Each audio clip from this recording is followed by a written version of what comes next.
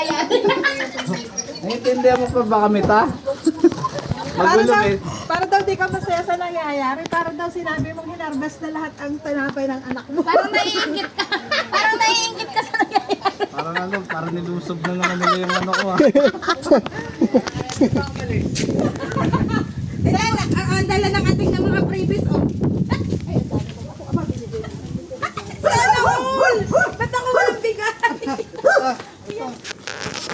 Na, wala nang ano. Binibigyan ko. Binibigyan ko siya. Pinipilis ko na nga. Kaya, meron siya. Pang hindi cash ba?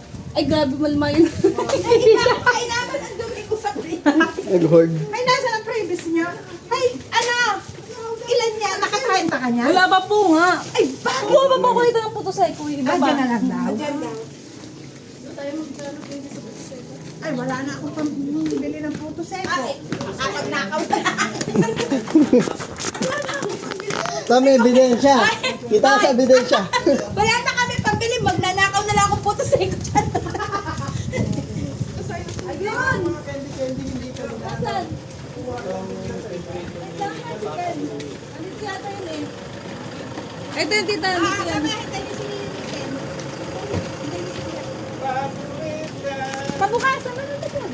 Ay, ang banta. Mga nag-hoard. Mga hoarders natin. Mga reseller.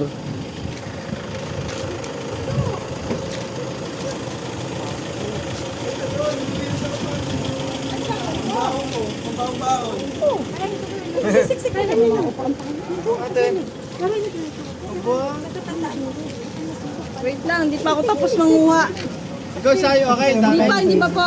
Ha? Hindi pa to, wala pa tong 30. Saan makakuha daw? Sa entry.